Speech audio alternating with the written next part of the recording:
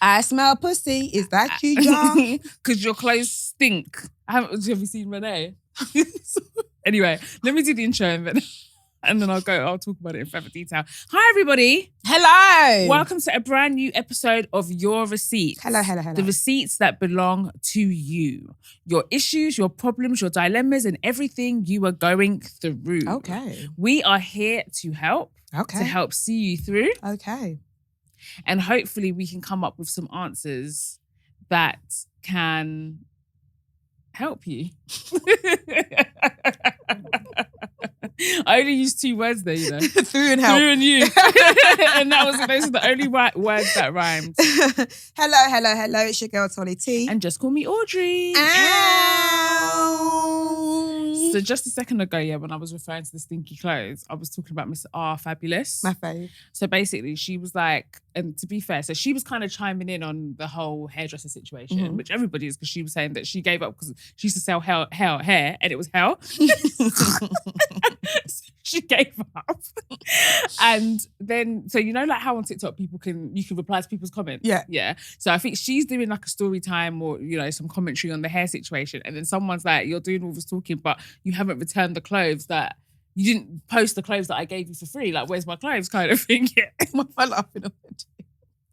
And then she was like, I'm glad you brought this up because your clothes stink. She was like, you sent me some stinking clothes that smell like sewage that come from AliExpress. And she's like, I didn't wear your clothes because they stink. Okay, those clothes stink. And then she was basically saying how she's been going through a lot. Like she was homeless at one point and she was living from hotel to hotel. So essentially her last priority was your fucking clothes. Do you know what I mean? She was like, you sent me £150 worth of AliExpress stuff that stinks. That's not my priority. I'm so sorry. And she said that she doesn't understand why she's making it public because they already had this conversation privately. But now I have to tell people about your clothes. And she was just like, the funny thing is, you wrote that comment and you thought you ate. And then when I looked in the comments, the girl had deleted the comments. Everyone was like, oh, comment deleted. So it's just like, sis, like, what are you doing? But that just made me laugh, the way she said the clothes stink. Her and UK Thanos, my favourite content Bro, creators. I saw them on live together. I actually was going to have a whole ass orgasm. I can't believe I missed that live. It was UK so Thanos interesting. is so, she articulates herself so perfectly. Yeah, she's a very smart girl. Like, yeah. But guys, it might not last long. In fact, it might not be here anymore. But the sun is out and life is worth living. The sun life will come out. Is worth living again. Oh my gosh. Like the endorphins, the whatever it is it gives you, the serotonin. High, oh my gosh. I didn't even know I was sad as an SAD until the sun came. And I said, wow.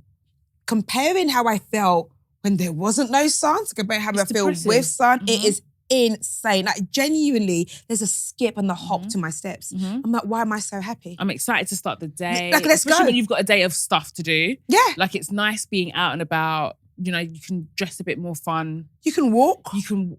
Without an umbrella, I can walk. Without carrying an umbrella or freezing to death. It is absolutely I had my shades brilliant. On today. You know? Can you imagine? Shades on, everything. So earlier when I was we had a meeting, I walked to my meeting and I was walking and there was this like tall guy walking like towards me, tall black guy. And I was like, what nice good height. Like a really tall, really like attractive guy. And, you know, I know being tall was meant to be great and everything and all things like that. Have you ever seen a tall man stack it? Oh no, what a mess.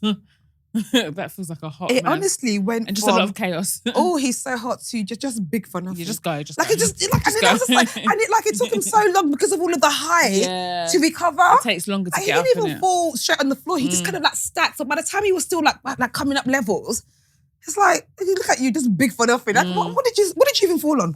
Yeah. And he now looked down. Wider feet, so why are tall people? He now looked down to see what is stacked on. There was nothing. Nothing. Like, come move, just your own long feet. Like, look. Tall for nothing. Just big for nothing.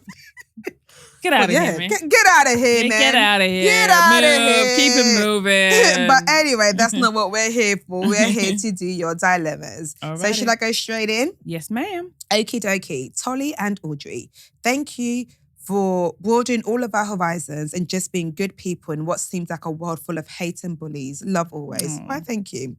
My boyfriend and I have been together for 2 very happy years. Our relationship is great and it feels like a true partnership. However, In the past 2 years, my man has probably gone down on me 5 times. Yeah. We have sex regularly, which is great. And I go down on him at least once a week. I love doing that and don't do it for anything in return. Like most women, though, I love my man to go down on me. Mm-hmm. How do I bring this up in a way that won't get him acting defensive? I'm a clean girl and I've never had any negative feedback before, so I'm hoping it's not something I can do differently. What makes it worse is that in the past, I've seen messages between him and his exes where he spoke about how going down on them was his favourite thing in the world. And he described in detail. Oh, there goes my advice. He obviously could have been putting it on with them, but a girl wants what a girl wants. Standard. I need you to give me this script, ladies. When do I bring it up? What do I say? How do I deal with his answer if it isn't positive? Love endlessly, thank you. This is the time for our acting bag. This is what I would do. I am the writer, Lucy, obviously not her real name, and you are Lucy, and I am the man, Aaron. I would say. Where are we? What's happening? What time of day is it? I would be like, we're randomly watching TV, right, in the evening after work. We've both showered, we're chilling. We may or may not be waiting for our dinner. We may have eaten, we may not be waiting for dinner. And then just like in those talk shows where they have the unruly kids and when they go to boot camp, I would be like, boyfriend, what do you actually think you're doing? Why haven't you eaten me out? Why haven't you eaten my pussy? That is exactly what I would do. I would just be like, start shouting. That's exactly what I would do. Because then you have to put it out there. That's what I'm saying all that to say that. I would be like, why haven't you eaten my pussy, sir? Sorry, why haven't you eaten my pussy? I would just pussy right now, like, sir. eat my pussy. I would just have to Give say the it. bitch some head. Like, do you know what? Yeah, I'm joking. Don't do it. Don't do it in that way because that would absolutely be insane. And he probably would never even go near you again, let alone eat your pussy. But I don't think that there's like, it needs to be like a big thing. I genuinely would like, sometimes, yeah, with me, I don't know if this happens to you, but curiosity overtakes me so much to the point where like, I can't contain myself. I know, like, as in, I'll ask them, so like, why have you said that? Because now you changed the mood of the whole room. Yeah. But I had to ask. Exactly. If it's something that's burning, especially because you said that you go down on him once a week. You go down on him once a week for starters, but also you read those messages where he talked about like that. For me, that is what would throw me off in detail. Because before I was thinking maybe he just doesn't like doing it, and like you can't force people to do something that they don't like. Like if it's not, some people don't like the physical act of doing something. It's got nothing to do with cleanliness. They just don't like doing it. Do you know what I mean? So maybe it's that. But if he's talked about it in explicit detail, how he's enjoyed doing it to other people, then me personally, that would put a battery in my back. Like, what's wrong with me? Like, exactly. Like, that would really make me want to get to the bottom of it. I have a question. Does he know you've seen these messages? Yeah, because how do you know this information? Because if he does know, just be like, well, you clearly like doing it, so why are you not doing it to me? I flat out be like, babe, how come you don't? Same. I'll just be like, babe, how come like, you don't eat me out? Yeah, you just have to be able to have conversations with people, especially the sexual conversations, because you both need to be satisfied in a situation. Oh, I've got it. Go on, fire away. Don't ask why you don't do it. Just actually say, I would like it if you ate me out more. And then just see what he does. Yeah. He says. Hey, like, I would actually really like it if you fellatiated my pussy more often. Yeah, because if you ask him, you might be setting yourself up for him to say, oh, well, actually, it's because, blah, blah, blah. I actually wouldn't ask him why he doesn't do it. I'd actually, in case you don't know that, I enjoy it. Let me let you know, I'd actually like it if you did this more often. Now, post that, if it's still not happening, then it's like, wait, why are you not doing this? But let me actually give you some positive reinforcement. Because sometimes that works with people. Hey, you do this thing, do it more.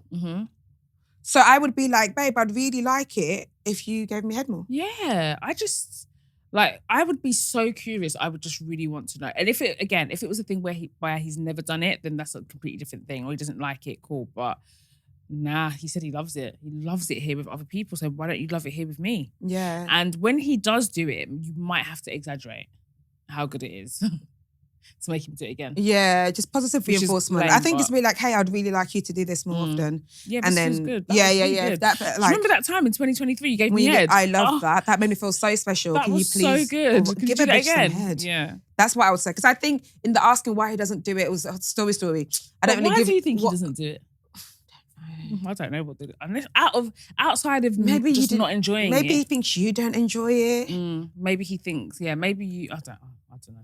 Because some guys, because like, if you're someone who enjoys giving head, they think because you like it so much, right, good, you go then because, you know, you enjoy this thing so much. But like, I would actually just actively ask for it more. Ask for things that you like more in your relationship. Hey, you did this before. I'd like it if you do more of it. That's the angle I would go. I wouldn't want to find out why he's not doing it. Just fucking do it. Yeah, I don't care how you get there. Just get there if you can. Exactly. I don't think with sex you should always be suggestive. Like, obviously that can work sometimes, but I do think you need to be explicit. Yeah. Like dropping hints and stuff like that when it comes to like your desires and your body and your satisfaction, essentially. I just think that you have to be able to communicate. Because how that many with times that am I keep partner. pressing your head down? Yeah, exactly. And you're still not getting it and you're fighting me to come back up. Like, what the hell? That hard-headed, Yeah, way do you know up. what I Give a mean? bitch some Like, head. Shit. Yeah, no, you just need to be bold, explicit, and just tell him you want this thing. Yeah, I want this thing. Please do it. Give a bitch some head. All right, next dilemma. Next dilemma. Dear Tolly and Audrey, Hello. I love you ladies so much and I've been a loyal listener since 2018. Why, thank you. Thank you for all the laughs on my journey to work. It's amazing to watch and hear how you've both grown. Keep doing what you're doing. Thank you very much. Now on to my dilemma. I am 28 and I've been with my boyfriend 28 for just over a year now. He is the sweetest guy ever, plans dates well, thoughtful and attentive. I love him deeply, but there is a problem. What is it? He doesn't have a driving license. And seems there's no urgency to get this done. This worries me as I am a driver myself and sometimes I want to be a passenger princess. When I first met him at the end of 2023, he said he was practicing for his theory. Since then, he has failed once and repeatedly postponed taking another as he thinks he hasn't done enough revision, work, schedule, etc. He's actually doing actual lessons for the past 6 months. I'm starting to get annoyed and worried that I will resent him if this thing never happens. I didn't think it would take this long, not gonna lie. To make matters worse, my dad is always asking when he will have it done. My dad is strict on that. It's beginning to get on my nerves. I've spoken to him about it and he assures me he wants it too. But is this a wider issue? I've always said my man needs to drive at least before marriage. Do you know how weird it is to even have that as a... As of course you before marriage. fucking drive. Like I said, that doesn't need to be on my list of must-haves. Yeah, Because like- why would you not drive? That one is, yeah, exactly. Am I being unreasonable for thinking this or even considering? Would love to hear your thoughts on what I should do. Sincerely, a fed up girlfriend. Look, let me tell you something, fed up girlfriend. This man has been trying and he keeps failing. I can almost bet you he has booked several driving lessons and tests, he's done several, theories, and he keeps failing. Here's what happens when people first, okay, so there was an avid lie that I went on with for years. I think I might have said the same lie here. Nearly everyone in my life thinks I passed my driving test first time. Oh, really? I think I said it on the podcast here that I passed it first time. I That thought is you a passed lie. second time. No, I passed the 6th. Oh. No, 4. It is a lie. But I've told that lie so often. I have convinced myself sometimes that I've passed first. And it's a lie. I think I was like my 3rd or 4th time is when I passed. I'm telling you, Yeah, dead same. honest It truth took me now. like 6 times. I can't And lie. that's the truth about this man. I can bet any Yeah, it's actually money very true. he has been trying and he keeps failing. Because before you put your driving test, they tell you, don't tell anybody. Yeah. And he made the mistake to tell you the first time. Yeah, and I'm he sure should've when he kept his came mouth back and shut. told you, oh, babe, I passed, I've had my theory, you probably thought, you probably get the reaction of you fucking idiot. And he knew you were disappointed. So he was like, I'm just not going to tell her again until I pass. Until I pass. And then he'll always that thing of like, I just want to surprise everyone when I do it. Babe, he's been doing lessons for 6 months. Yeah. He's done it. No, but 6 months is that a long time? That's half a year. Yeah. Yes. It's probably because I was He's doing driving lessons for instructor. years. Yeah, it's because I kept failing. But I at was least we doing kept lessons trying. for years, but I was on and off with mine. His driving instructor has definitely told him, do a test. Like in 6 months, they would have probably told you, you should probably do a test now. Because 6 months, you're doing that lessons like once a Or week. maybe he's not getting it. Because it is quite a hard thing to master this whole driving thing. But He do you should think it change should from be- manual do you to think it should be automatic and deal give himself a breaker? day out. Because that's what her dilemma is. That it's like, this is a deal breaker. It's like, it's something that's really pissing her off. Like, do you think like someone not having a license is a deal breaker? A license, by the way, not even that like, not having a license. Because it's one thing if you don't have a car. I think that's very different. Yeah. I want you to have the ability to know how to drive. Yeah. Because not only does he not have a license, he seems to not have the skill. Yeah. And he hasn't even passed his theory. Yeah, do you know what I mean? Because Yeah. like as in, but I like, is that a deal breaker? I don't think I would have got this far to know. I don't think it is a deal breaker. I'll be so. I wouldn't have got this far to know. I wouldn't have been a year in. I'm just trying to think because I think there's a lot of like contributing factors. Like, where do you live? Because I understand why if people live in the inner city, especially if you live in the inner city of London, I understand why people don't. No, then you're the car. The fact that her dad is involved and being like, yo, when is he going to get a car? Yeah, but when is he going to start driving? Sorry. Yeah, but that's like. When I just think about it in the grand scheme of things compared to all the other qualities he's got, like I just don't really think it's wait it out. Deep. Like let him keep doing his test. Do you know what like I mean? He'll get it one day. Yeah, and the thing is, and the thing with driving is the extra pressure is very stressful. I can't lie. And I just feel like it's something that is very important to you. But if it's not that important to him, like you can't force people. Like I get it. Like because this is a reach. But I feel like it does go back to patriarchy. Do you know what I mean? I feel like it is like a bit of a gender stereotype that because he's a man, he should be able to drive, which I do get it, but like, I also don't. Do you know what I mean? I don't think it's like for me personally, I think everybody should be able. Because do you think guys have that for women? I don't think guys would care. Guys need to raise up their levels. Like, no, because I think there were certain things that guys say, like, why are you taking that? And you complain that, like, well, if it was a guy, you wouldn't take it. You shouldn't have to take it either. Because guys will tell women, like, oh, why you guys don't give men a chance who are, like, not working, who are, like, lazy, whatever. You also can set the standards for yourself as well. But why is as a man, you can also say, because the thing is, I get it if it's the thing whereby like you're the constant driver, and she said it in the beginning that she wants to be the passenger princess. I think it would bother me if someone had no intentions of driving, but they enjoyed being in the car. Do you know what I mean? But if it was someone that's like, we're going to get Uber somewhere, they're always paying for Uber, they find other means for us to get around, I don't think it would be my hill. I can't lie. But I understand the picture that it paints of a person that like, you know, why haven't you prioritized this thing? But also, if you're not someone that's going to get a car anytime soon, then I just don't think it's a big deal. It's a big deal because it's a big deal to her, right? But I just give the person time. It might be that they're fine doing it. He keeps failing. I promise you. Yeah, he's when trying he passes, and failing, he'll tell you how many times he's tried. Which is even sadder. Yeah, like I think the fact that he is because the fact that he's doing lessons. What else do you want him to do? Exactly. Like there's nothing else he can do until he gets it. Like he keeps doing his lessons and then until he passes it, he passes. And unless you want to help him revise and do all of that, like you could take a camel to the river, but you can't make it drink. Like I just think that you're just giving yourself more of a headache. And he's trying to drink, right? Like he's doing his lessons. Like, he's proper trying. Yeah, like, it's annoying, but just wait it out. Like it's one of these things, it's taking him longer and that's it. And fun fact, so I've got a funny story about my driving situation, yeah. So for the longest while, I told Nick that I had a license and I could drive and I hadn't. No, you couldn't. And so I remember, so I remember one time he was coming over. It was one of the early days, like one of the few times he'd met my parents. And so I remember, and in my mind I was thinking there's no way a conversation about me driving is going to come up. It's just not. What the fucking chances? But let me just give my family a fucking warning. So I said to my family and I said to my mum and dad, I said, Nick does not know that I don't have a license, so no one bring up driving. So I said it so clearly. So Nick's come over now, we're all in the house chilling, blah, blah, blah. And then suddenly the topic of car comes up and now I'm sweating because I'm just like, but because if I hadn't given the warning, I would have really been sweating. But because I gave the warning, I was thinking, ain't no way anyone's going to throw me under the bus yet. But of course. So then Nick starts talking about his car and how he's looking to get another one. So he was thinking about giving me his old car kind of thing. And then my dad was like, this is why you should hurry up and push up this. This is why you should be driving. And Nick honestly was like gobsmacked because the whole time he thought I had a license. So he didn't say anything, yeah. And so I was just like, maybe he didn't hear. I was like, maybe he didn't hear. And that was like, and I was just mortified. Anyway, the subject moved on, whatever. And then later on, it was like, so you ain't got a license yet? And I was like, oh my God. I was so embarrassed. See, how do you know that wasn't a thing for him? Maybe he wouldn't have dated you if he did that, if he thought you... Okay, wait. If you think it's a man thing, why did you lie that you had a license? You just think people are expected to know how to drive. Yeah. By the time you get to a certain age, the assumption is that you know how to drive. Yeah. I think especially when you live in certain parts of, if, like I said, central London, it's not a necessity. I realised there was another reason why I had to say that. Why did you have to say that? Go on. I used to drive his car, allegedly.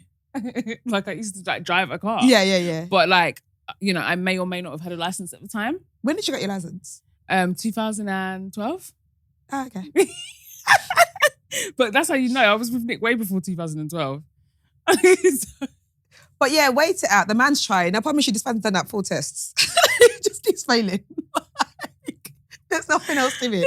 That's what it is. He's fighting for his life. It's so hard, man. I don't miss that time. That's why I'm not trying to lose my license. I can't lie. When I said I went to, I drove past the Barking driving centre and I was like, Where'd you do yours? Never. I did mine in Hornchurch. I tried everywhere. I ended up having to do it in Chingford. I passed in Hornchurch. Oh my God, I passed in Chingford. And Hornchurch was hard because it was like narrow lanes. Oh my, country lanes are the worst. I was just like, please don't get reverse parking as my That's maneuver. all Please don't get reverse parking. And then when the man goes, if you can stop right here, my heart was ready.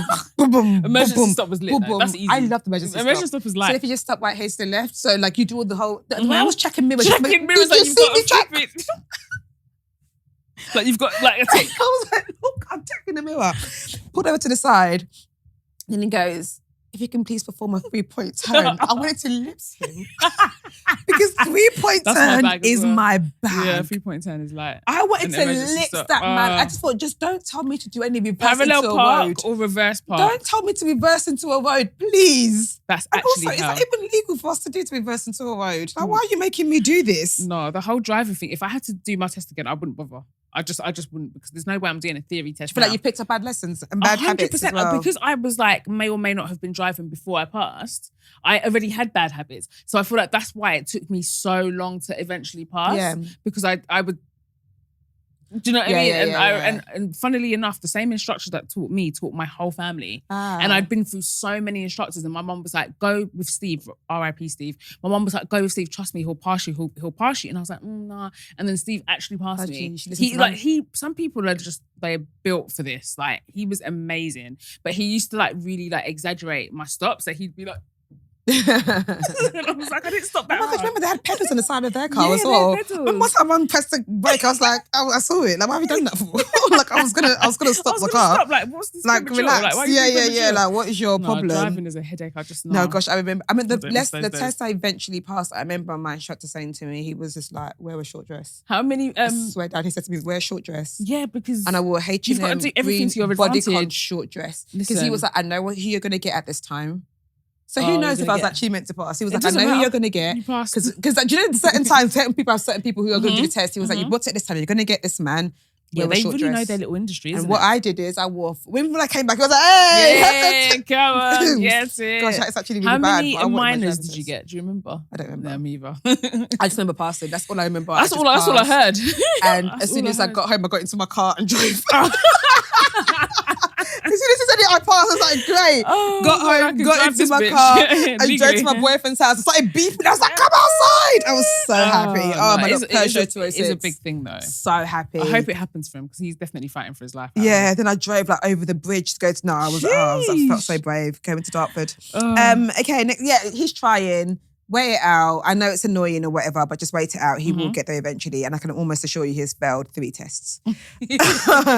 Next dilemma. Just to say there is a trigger warning here to do with sexual assault. Okay.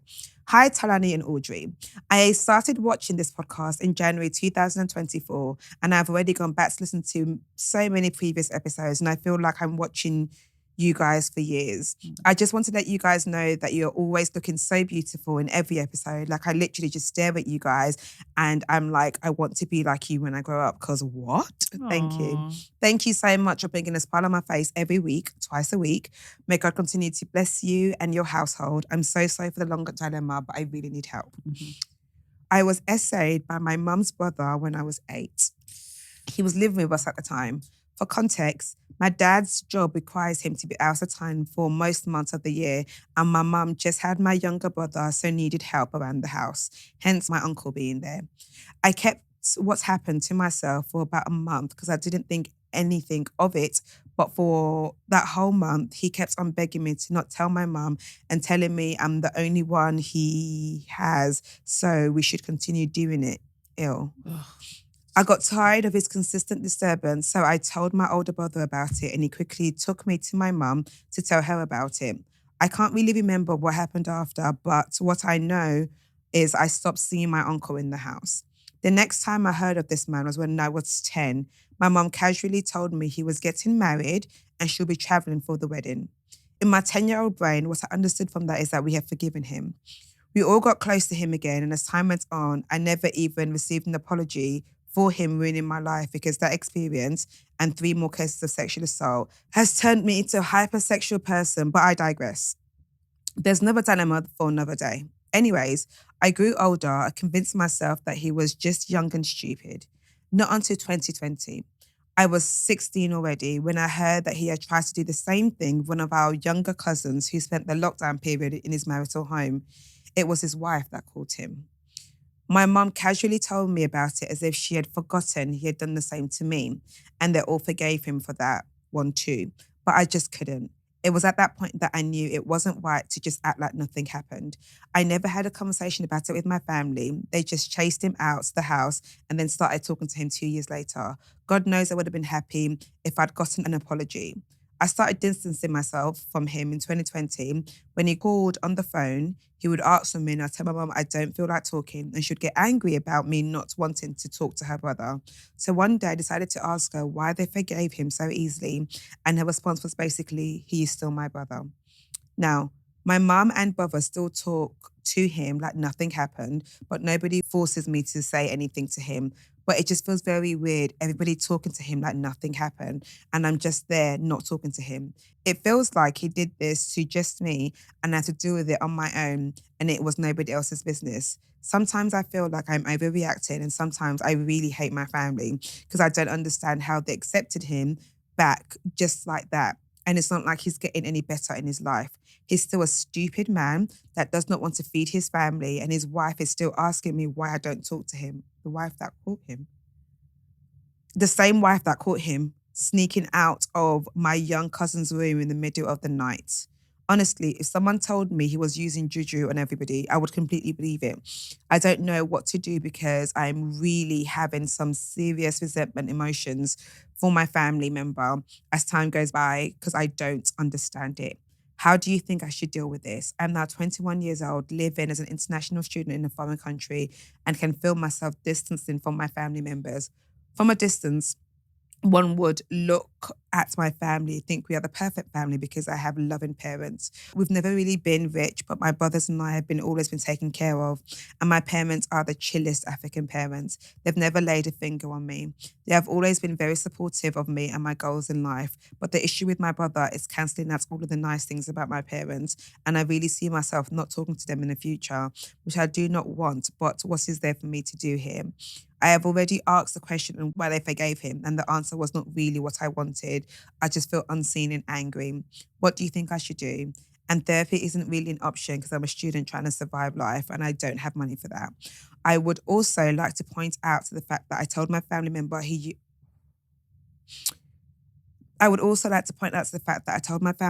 used a pillow to hold me down when he did what he did, just because I felt guilty for not standing up for myself and I thought it was my fault. What actually happened was that he told me to keep quiet and just lay there, but my family doesn't know this. They know the more dramatic version of the story and they still forgave him, and that low-key just makes it hurt more. Thank you so much for reading this. Thank you guys so much. Oh God, that is just... that just literally just sends shivers down my spine. Like it really, really does. First and foremost, always like, so sorry that happened to you. Like here you are believed, you are validated, that should not have happened to you. That person is sick. If I had it my way, the things I would say, but we can't say it on YouTube. That would happen to people that violate innocent children or just anybody in general. So yeah, here you have a safe space in knowing like the things that you probably would have wanted to hear from your family, like you'll hear them here. That shouldn't have happened to you. That wasn't your fault. That man is sick. He should be locked up and he deserves all of the bad things to happen to him. Yeah, and it's just absolutely disgusting. Like it just really makes me sick. Like when I hear about just like young girls being violated at the hands of their family members. Do you know what I mean? It's just like, yeah, it's just scary, especially when men try and tell us, oh, you know, wear this, do this. Like it's happening in the homes. It's happening with people that you're supposed to trust, like people that are supposed to protect you and people that are taking advantage. I feel like you've done everything right. You know, and you've brought it up, you've spoken, you know, we get a lot of these dilemmas where people are still so fearful that they don't even really know how to broach it with their families. And you've done that. And I'm really, really sorry that you didn't get the response that you deserve. And I'm not trying to take up for anybody at all. Like your mum is wrong. Like parents that don't believe children or that keep these relationships going with predators and still have them around children, it's wrong. The only thing that I can kind of kind of understand is that they just almost want to act as if it didn't happen. Like sometimes these things are just so disturbing, you don't even want to believe that of a relative. And like we're educated now in a time where we know, like, listen, fuck family. I don't give a fuck who you are. I don't care how closely related you are. If you do that to my child, you've got to go. Like if it were me, like you're seeing some sort of jail time. Like I'm fighting it to the bitter end. But we're still, we're still in a time where a lot of our parents just don't take it seriously. I don't even in this moment, I can't even excuse your mum to be like, our parents don't take it seriously, because they took it seriously to not talk to this guy, right? And then see him do it again. I would not talk to my family anymore. I'm actually being deadly serious. And that's not the easiest thing to do, because what stuck out to me is your mum saying, that's still my brother. I am your child. Yeah. And I think I'm sure everyone will say this is a bad thing to do. And I think there needs to be a punishing for what you guys are doing. I think because you guys are talking to him and I'm still cool, you think it's not bad. Like, oh, okay, cool. Like you don't like it, but you're like, I think they need to be punished to be like, oh, no. I'm telling you, lot, if you keep that relationship with this man who is dangerous, he's hurt me, he's hurt another little cousin. If you keep talking to that man and don't let him see the consequence of his actions, I am not talking to you anymore. Now let's decide who's more important, your brother or your daughter. Like, to me, that's not even a thing of that, oh, I get it, because it's like, no, I think there are many times in life that I think that there are little times where I think there was a clear, like, whose side are you on? This is such a clear, you have to be on my side. There is like, you cannot talk to that man. I am not okay with that man. Okay, you might say, oh, but you were 8. I don't care how many years ago it happened. Worse. I do not want this man anywhere near me, not my family. I don't want to hear stories about him. I don't want to hear what uncle is doing here, uncle's there. I don't want to know that my mum's talking to uncle that sexually assaulted your daughter. And you say, okay, cool, he's still your brother. I am telling you, as your daughter, I'm not with this fuck shit. I am not talking to you anymore. If you decide that, oh no, but I cannot talk to my brother, okay, carry on talking to your brother. You decide, because I think what's wrong is wrong. I don't think like we do this how I love my family and think, okay, your family were nice to you. They were meant to be. Your parents brought you up well. They were kind. They treated you nice. They were meant to. And sometimes they're in life, things show up that you now have to take a side. You now have to show someone how much they love you. I am big on side taking, especially when things are so explicitly wrong. I'm so sorry. You cannot be my friend. Not my mother, not my family. You can't be my friend and be friends with someone who sexually assaulted me. Yeah, that's crazy. So if I cannot have that for my friend, I'm not having that for my mum to be like, you are still cool with someone. Because ultimately, tied to a side, this is someone that sexually assaulted me, because he didn't think this is my niece when he was hurting me. He didn't think this is my sister's daughter when he was hurting me. He didn't think that about my other cousin either. His wife is still excusing it. All the women in his fucking life are excusing this thing. He keeps hurting the younger women in his family, and consistently the older women in his family are still rewarding him for his behaviour. His wife stayed with him, a reward. His sister kept talking to him, a reward. You need to get punished. Yeah. And if it's like, you're not going to go to jail, you have to lose your family members. You have to, because this man has got away with it. He's not going to stop. You are not probably not the first or the second. That your little cousin is not the last. He's going to keep doing it, because every time he does it, absolutely fuck all happens to him. Nothing happens to him. His wife stays. His sister still loves him openly. His sister still talks to him. His little nephew still chats to him. He needs to be, and if your family has to see this, I'll be like, I'm not chatting to you lot anymore. Then, why am I shaking? This is really pissing me off. Then when you guys figure out that, like, hey, this is a thing, and this is I am asking you here with black and white, pick a side. It's me or this uncle. And if you say you want to go with a sexual assault and that's the person, I will figure it out. I will form families. I will form friendships. I don't believe there is a world where someone can be cool with someone who has hurt me. Yeah.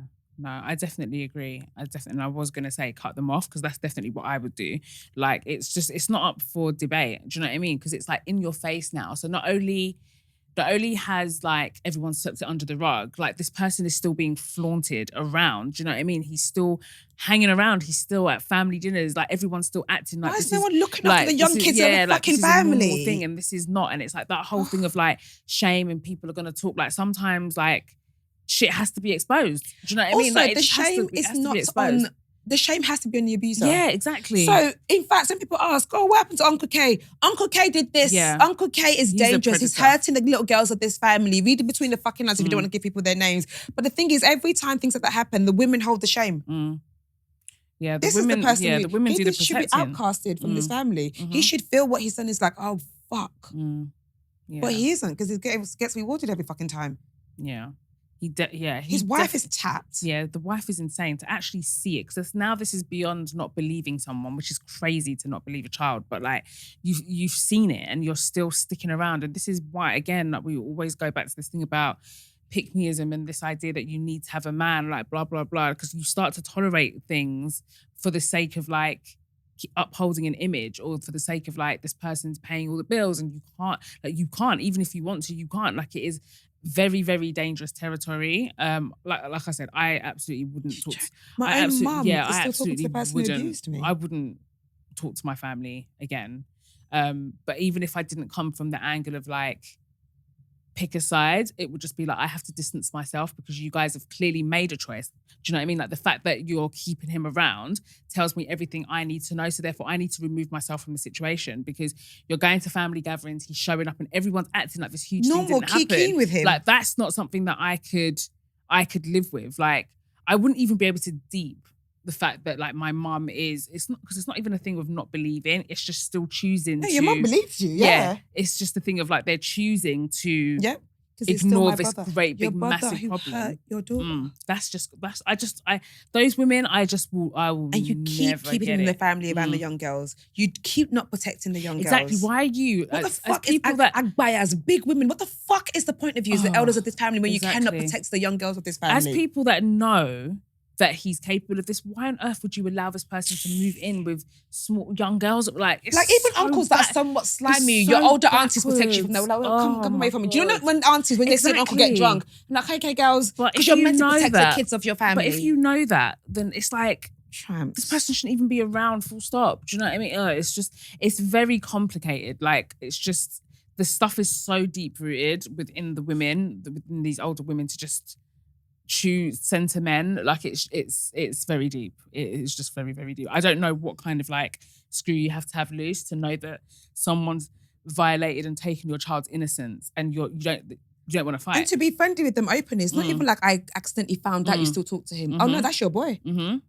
That's still my brother. And you still okay to have him around, and you call me down to come and talk to him. And on top of that, show this person respect. Like, now all of this stuff and this culture shit has to go out the window. This respecting elders for the sake of it. Like, absolutely not. I would just remove myself from my family and just have fuck all to do with them. But I would tell them, because people need to be told about themselves. Yeah. They need to know that this is the reason why, and that you're not just distancing yourself because, you're busy or you're living in another country. No, this is the reason. They need to be shamed into knowing why you're not in their life anymore. Because these are the same people that would expect you to be taking care of them and sending them money and doing this. Like, you're not getting any of these privileges of me being your daughter if you haven't protected me. Yeah, and also give them the option to be like, hey, this thing is really bothering me, like, you guys still speak to him. So if then, because there's a world where we're like, oh God, we're so sorry, we will cut him off. There is a world where that also happens as well, because you sound like you love your family, you want to be a part of it, you don't want to isolate yourself. So give them the option to be like, this is what I'm going to do. The ball's in your court. I just always get the shivers when I hear stuff like that, man. Right, next dilemma. Next dilemma. Dear Audrey and Tolly. You guys have been so formal today. Exactly. Dear Audrey and Tolly, I've been listening to you since lockdown, and I can safely say you are my go-to whenever I feel down and instantly calm my mind and feelings. On to my dilemma. I'm a 32-year-old woman, married to my lovely husband for 2.5 years.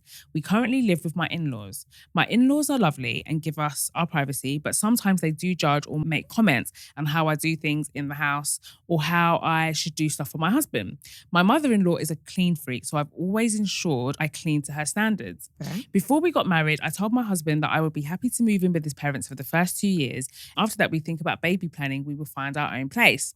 It's been 2 years now, and my husband has now changed his tune and wants to stay with his parents, as he is the youngest son and wants to be there for them in their old age. So you want to stay there the whole time. Get a house close by them. I understand, but this took me by surprise. as we had agreed something else before marriage, and now I feel trapped.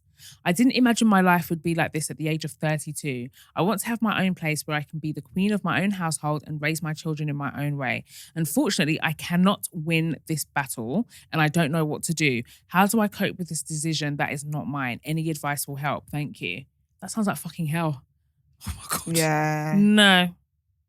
It's the fact that there's no argument for her to be like, here's why we shouldn't, blah, blah, blah, What blah. do you mean there's no argument? You have to, nah.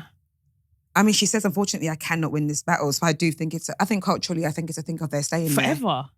Yeah, maybe until their parents are not around anymore. Because it sounds like here, they agreed to do this for 2.5 years. But now he's like, actually, it's comfy here. Like, why should we go and pay rent elsewhere when we've got it good here? Like, let's just stay here. And they're getting old and then look. So essentially, you're going to live there until they die. I'm not too sure what particular culture is, but there is a culture where they're moving the family. When do you know what I'm talking about? I think it's with Indians. Correct me if I'm wrong. I do think Indians, and I think it is a lot of a last-born kid as well. Is it? I think it's the last-born kid or the first-born kid. Like they just live intergenerationally, which I think is really good in times. But I think intergenerational living is really good if everybody wants it. If everyone wants it. If everybody here wants it and wants to live like that, intergenerational living is great. Hey, the thing is, the only advice we can do is how to cope with it, because that you made it seem like it's not something you can choose. It's happening, and it's just how you cope with it. It will irritate me to fuck. I'll be so annoyed and knowing that this is not how I planned our life. And I can imagine there's many conversations that this is not fair, but you said this, but you said that, and your husband's still saying, well, this is what I'm saying now, and this is what's happening. And I think the only advice is to try to make it as comfortable as you can, because it seems like there's no other choice. Because you said that they don't really interfere, they let you have your privacy, but that... No, but then when you do start having kids, you don't know, things might change. It might be more inner. They might be like, why are you doing this? And like you said, you want to feel like I'm free in my home. And you're already putting pressure on yourself to live up to your mother-in-law's standards and all the rest of it. And that stuff will naturally be a thing because you're in their house. I don't really have any advice to give because it's just not something that I'd be prepared. Like for me, there wouldn't be a world in which it's an absolute no. Like I'd have to leave because I could, it's absolutely impossible. But I would honestly, I get it for a couple of years to save, and I know loads of people that have done that.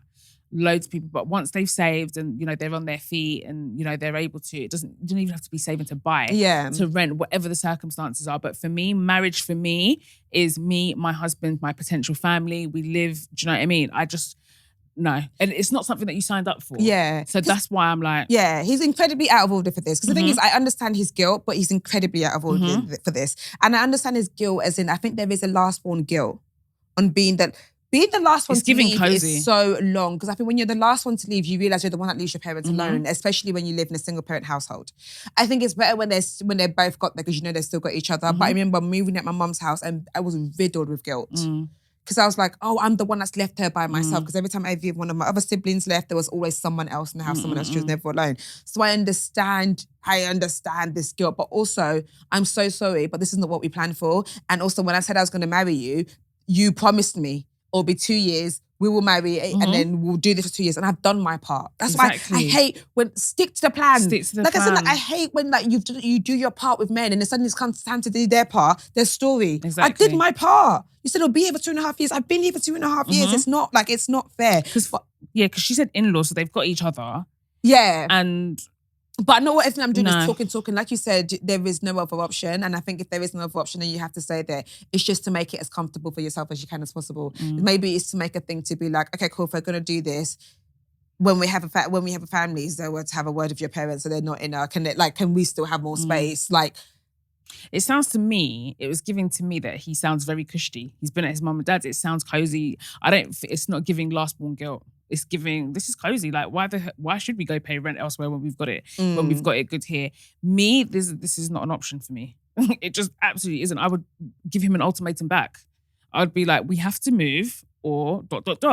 Because I just don't know what else to say because it's just not something that I would be prepared to do in any way, shape or form. I don't care if you've got the nicest parents. I don't care if they knock before they come into a room. I need my own space with this is what you work for when you're married. Do you know what I mean? Like you duck and dive and you dodge when you're growing up and you don't have the freedoms when you're staying at your mum's because you want to be respectful. Now I'm married. I want to fuck.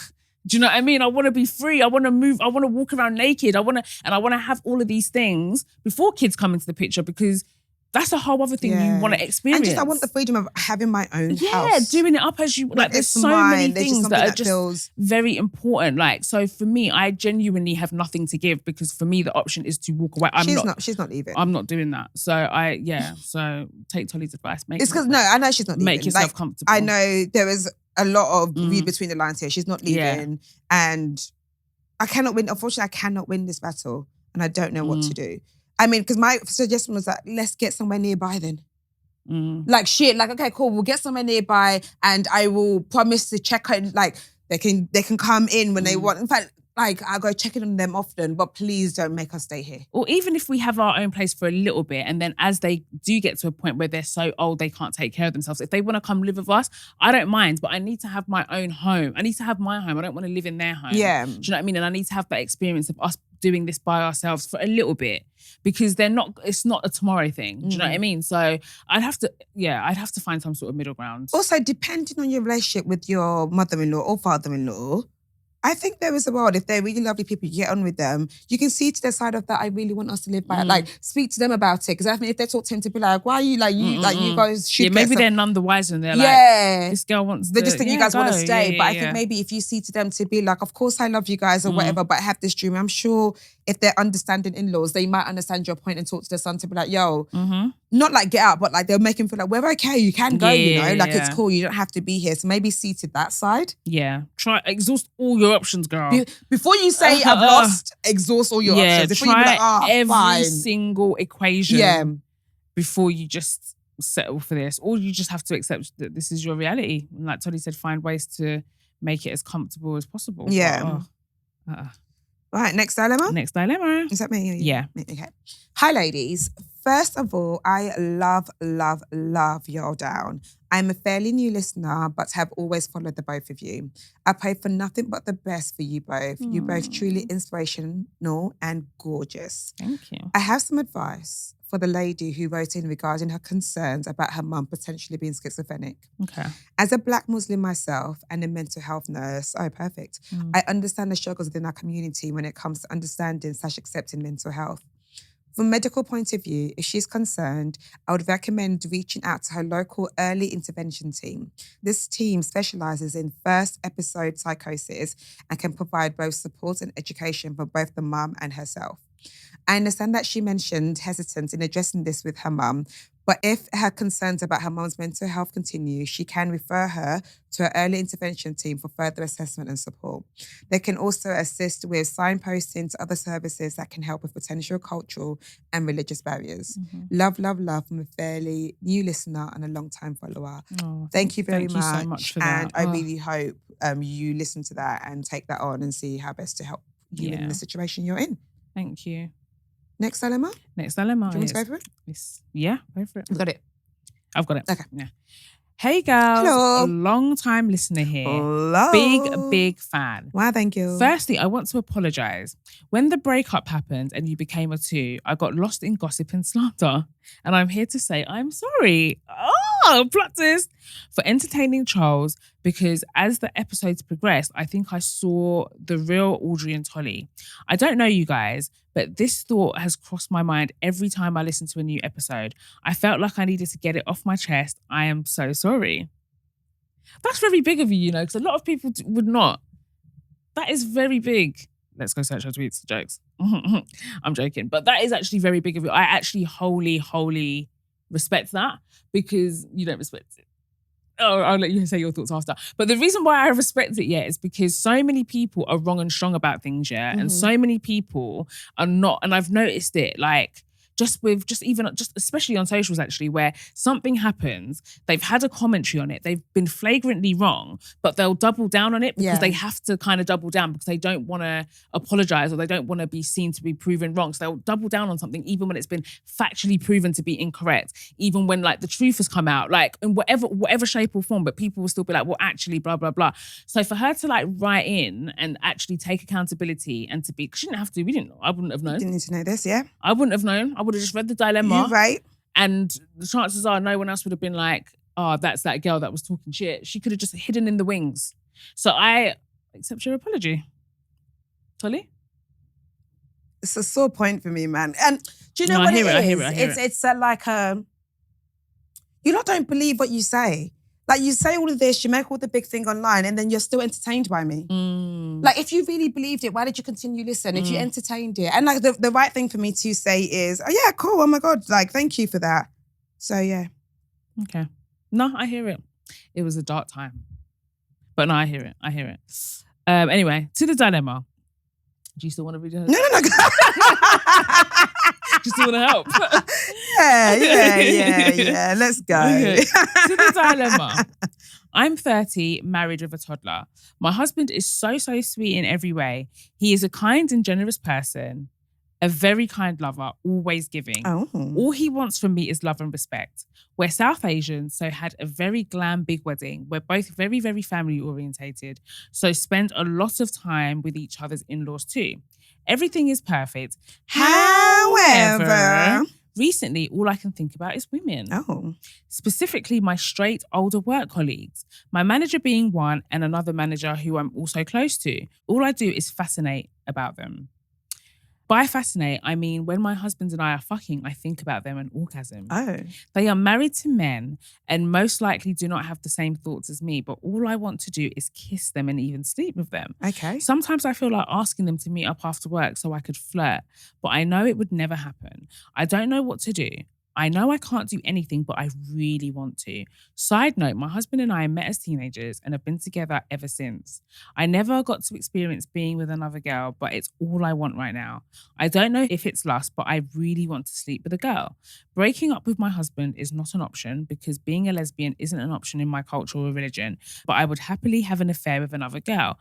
Help. Also, I don't want to have a threesome. I don't want my husband there. Laugh out loud. Oh. Well. Thoughts? It's. I don't know what to say. Like I genuinely don't, because it's like, you know, you're very self-assured. She sounds very sure about what she wants, and I don't know how you execute this and scratch this itch without cheating. The only other option is to speak to your husband about it. But from what you're saying, it doesn't really sound like it's the kind of thing that, like, the kind of information you can divulge. So the only thing I would probably do is, but then the thing is, what I was going to say is I would just like indulge in it in like my private, like, you know, if I would just keep it a fantasy. Just keep it a fantasy, okay, and indulge in maybe some lesbian porn. But I don't know if that is going to amplify the desire even more. Do you know what I mean? And I never want to sit here and tell someone to suppress their fantasies. Like we have them. Like you're human at the end of the day. And I don't know, but I do think also you need to, like, you love your husband obviously, but is this something that it's just a sexual thing, or do you have feelings for women beyond the sex? Because I'm wondering, I don't know whether right now she's questioning her sexuality as a whole. Do you know what I mean? Like what it's giving is that you just want to experiment with women. Like it's not giving that you're questioning your sexuality. But I think if you're thinking about it this much, and it's not even with like other women that are also gay or that are giving you signs, like these are straight women that are married that you're thinking about. Like to me, that's giving like maybe you're bi. I think you're bi. Do you think you have to like engage in some sort of sexual activity with the opposite sex to know that you're bi? Or do you think that thinking about it alone is enough? I don't know, but I think what I do think is that I'm aware that culture and religion has allowed that people to never even think about that part of their life now. So like you don't even think, there's not even a point where it's like, oh, my tie, you don't even question what your sexuality is. It's like, of course it's this because of who you are. And because like you said, you met your husband when you were a teenager. So that was like that, you knew that when you met, the likelihood was this was going to be the person you're going to marry. This is going to be the person that you're going to spend the rest of life with. I don't necessarily believe that sexual fantasies then like stamps what your sexuality is. I think it's possible to live in a world where you have sexual fantasies and that's not your sexuality. I believe it can just be a sexual fantasy. Yeah. And I think, firstly, like, leave your colleagues out of this. Yeah, because like, please don't move to them. Please don't ask them to stay after work and flirt with them. Like, don't do that before you get a sexual harassment case. Don't do any. Leave those women out of, like, leave them alone. Like, don't. Like, leave them out. Don't. That's very inappropriate. Don't. Yeah. Especially if you're not getting any signals that they're interested. Also, you're married, you shouldn't be doing it. Yeah, like I would say leave them alone and let them figure. Like, just leave them alone. And if it's a thing, you said that you wouldn't mind having an affair. Hey, not let me giving you bad advice to live your life like you tried to do mine.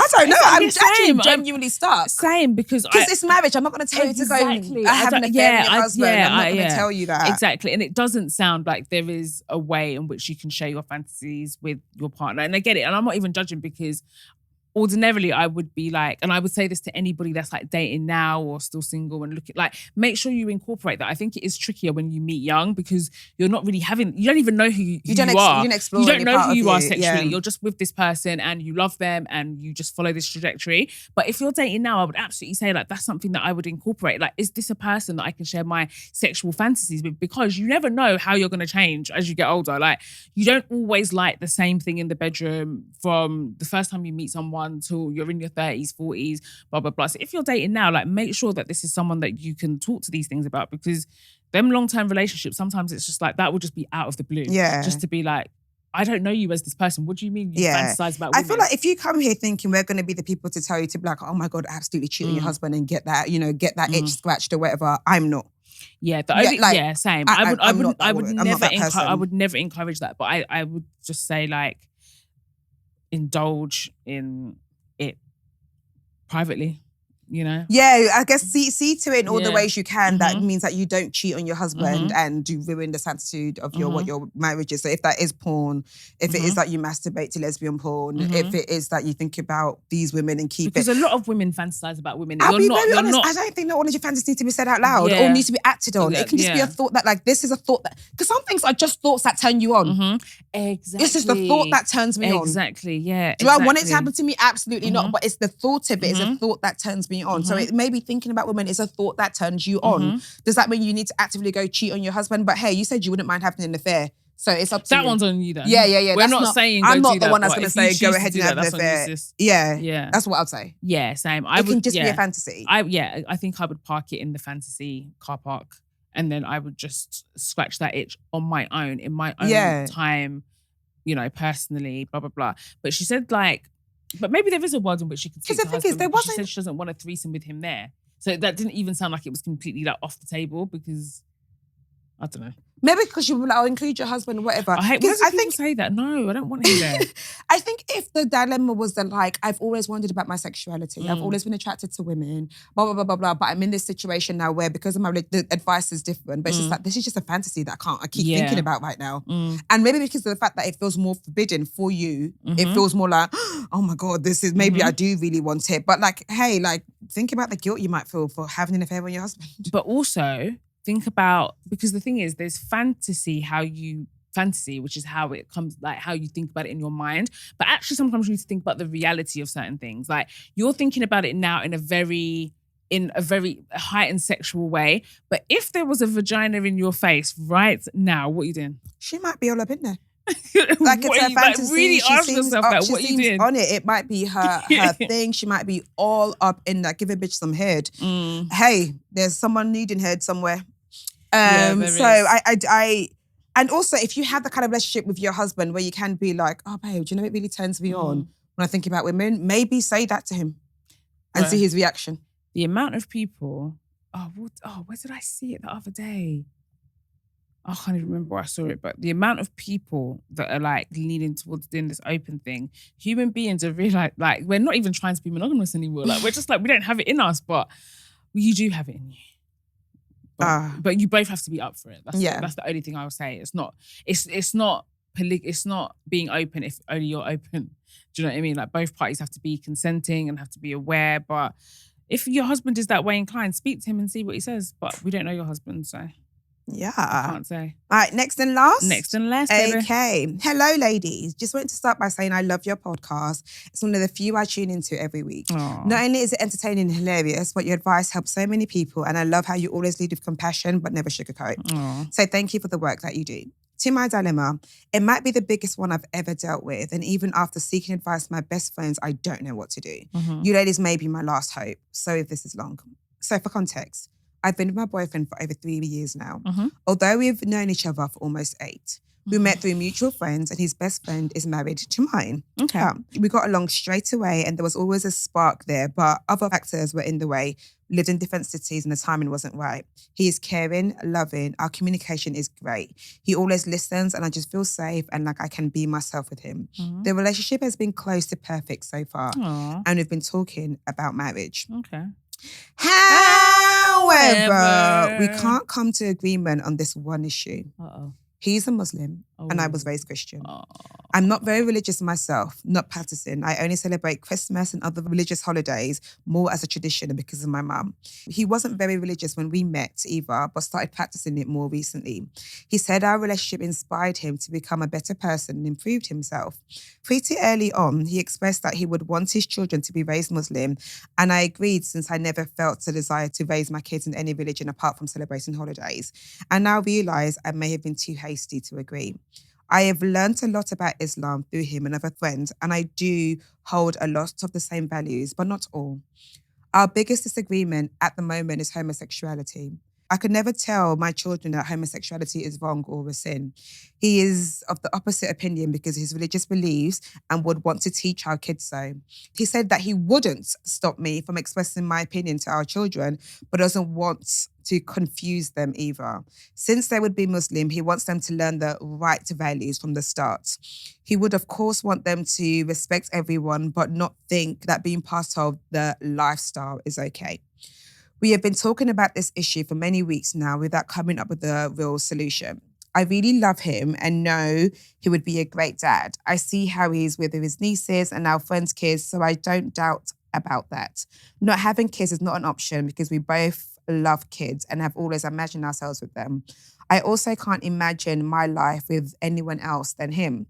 I only worry that whenever we come to disagreement about how to raise our children, he will have the argument of religion. Because I agreed to them being raised Muslim and that will hold more power than I believe. I don't mind them learning about Islam or going to mosque with him or fasting for Ramadan. I even willing to do that together as a family, but I just can't agree to put in my own beliefs on the side. So ladies, please help. How do you find a middle ground here? Do you think this could ever work or are we just doomed? If any of your listeners have been in a similar situation, I would love to hear about their experience. Sending you loads of love, a loyal listener. I was annoying because I feel like right now during Ramadan, I feel like many people are not listening to the pod because people like stop listening to secular music and all things swearing and sex, so which is completely understandable. Do you know what? I think sometimes, right, here's the thing, we need to be for real with conversations. If someone is practicing a certain religion, Muslim Christianity, and they're going by the book of what this religion is, to them, they are going to believe homosexuality is not something they can practice in. They're not saying hate these people, they're not saying whatever, but in their beliefs, it's going to be that is a lifestyle that you cannot be a part of.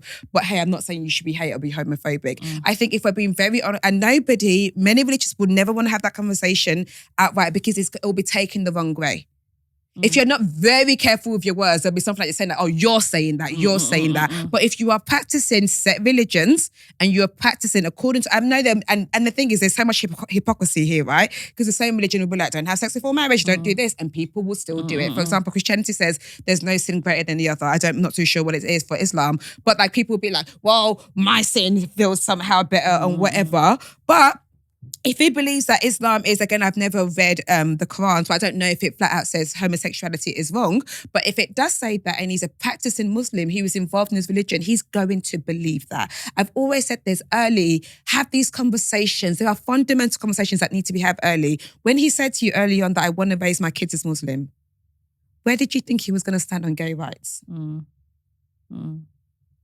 And again, it's not even a gay rights thing. He's just saying, he's just saying that, hey, this is a thing that my religion means that I don't believe in. I don't know how to say it because you're stepping around your words because I think it's really hard to have such an open conversation about it publicly. But I think if we're being for real, if you are practicing certain religions, people believe that. Yeah, exactly. And I just think that you're going to face a lot of these issues. Like so far, the other ones haven't popped up yet because they just haven't been a talking point. Yeah. And people often lead with these things because it feels like the most simplest and basic things. Like, where do you stand on this? Like, you know, I'm someone that is like pro-LGBTQ, and because of his religion, he cannot be. Whether, do you know what I mean? Whether he feels that way in his heart or not, like he is devoutly devoted to his faith at the moment, and you know he can't be in support of that. That's got nothing to do with my views. I'm just saying what it is. I don't think it can work, because I think that, you know, you're already kind of minimize. And the thing is, I think resentment will come, because at the moment when you guys first met, you weren't really practicing. Like, you were both brought up in these religions, but you weren't really practicing. As time has gone on, he's really decided to become devout, and I just think that will trump. And that will take precedence over maybe you, who's not so, and that's always going to be a thing. It's going to be like, well, you're not actually really practicing. Like, when was the last time you went to church? And I just think other issues will come off the back of it. And that's not even the big conflicts of interests that are going to come up. Like, I personally just don't think that two people that, even if it's one person that's heavily involved and heavily religious, yeah, and one person isn't, but you're from two different faiths, I don't see how it can work. And also, both the faiths, so if we're talking about homosexuality, both the faiths say this. And I think, especially, you have to think about, is how big a thing is this for you? Is there a world, because it's a possibility, where one of your children comes home and says, I am gay? What next? What next? Are you happy with the person that you're with, and that we will work on this together to still love our child? Or do you think somehow he will then not be a good father, then he'll then neglect them? Like, what does that look like? You need to really deep this to be like, what does your faith say? What does his faith say? Where do you stand morally? Where do you stand if one of your children is gay? Like, there are so many aspects, because I think it's airy-fairy to be like, of course you should respect everybody. That's all very airy-fairy. Yeah, let's all respect everybody. Yeah. And most people all respect everybody until it comes to their front door. Until suddenly their worst fear is their son being gay or their daughter being a lesbian. And suddenly that respect and love you have for everybody doesn't cover your children. 100%. And I do think, because you guys are so heavily talking about children, you do have to think about these things, because it is very much a possibility. And I can't remember what I was watching, but, you know, it was someone from the LGBTQ community. It was a gay guy, and he was saying that everybody says they want kids until they have a child that is gay, lesbian, trans, and then people suddenly don't know what to do. And this is very much a reality. And if you're really like hell bent on like, no, like I'm not against this, like I would want to be supportive of my child, but he cannot because of his religion, then you guys are not on the same page. You're not equally yoked, because now it's not even just about religion, it's about your values, like that your values are conflicting. And I just think like two people that even support different, like, what do you call it?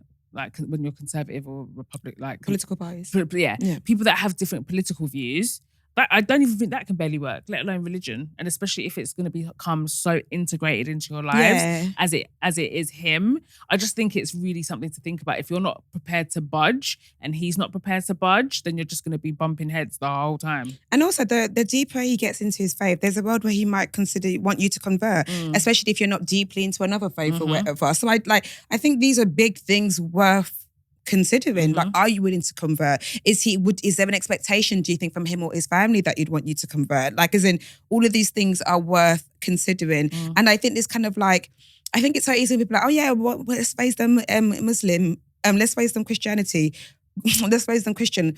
But those things mean things. Like raising them, you can't just dip in and out of it. Raising them Muslim doesn't mean, they just go to the Quran and do Ramadan. Raising them Christian doesn't mean, they do they get Easter eggs and they open their Christmas presents. If you are raising them like that, you're raising them in the word. And the word says this, that, and the other. So I just want everybody to be very for real. Like, be for real. Yeah. I just think you're going to have different values. Yeah, and if people are going for the word verbatim, they're going to have these views. Yeah, and as his future wife, you would have to be of the same religion, I believe. If he is in as deep as what you say. Yeah. And, and he's got absolutely every right to be. And there's no way I'm beating with a man if like one day one of our kids says there's gay and he's like, oh, we can never ever talk to them again. Oh, you got the wrong girl. Yeah, exactly. Like, uncle, fuck off. It's you that I'm never talking to again. I'm not doing that to my kid. Exactly. So I think these things are like, I don't know, Yeah, I think sometimes we go into it all very airy-fairy and we're like, oh, I love him. And what's they say? Often they tell you love is never enough. It's not.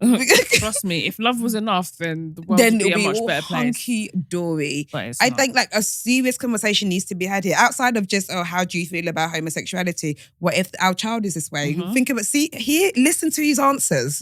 And think about the other things that will come off the back of these conversations as well, because it sounds like you guys are like really fixated on this, like the gay stuff, but there's other things that may be a conflict of interest that will come up in your relationship. So maybe park that one for now because you don't have kids yet, blah, blah, blah. Like it's not something that's in your face now, but there will be more immediate things that will need urgent attention that will crop up before that's even a thing, and have those conversations. And if you find yourselves like bumping heads and clashing over the other issues that might like surface, then I don't know, hon, it might be time to go your separate ways. So I don't think it can work. Yeah. That's my thoughts. Yeah, these conversations can't be like surface level. They need to be for real conversations. You need to get deep here and really consider what we're doing here. So there's expectations you have for him, there's expectations he might have from you. There's all of that. Really talk about it and see how it works for you both and be for real. Agreed. That's what I would say. Agreed. But yeah, that is it, right? Hard agreed, yeah, man. That is it for this week's episode of Your Receipts. We have done it. It's been such a long day. But we have done it. I've been the girl, Tolly T. Just call me Audrey. Black power. Oh.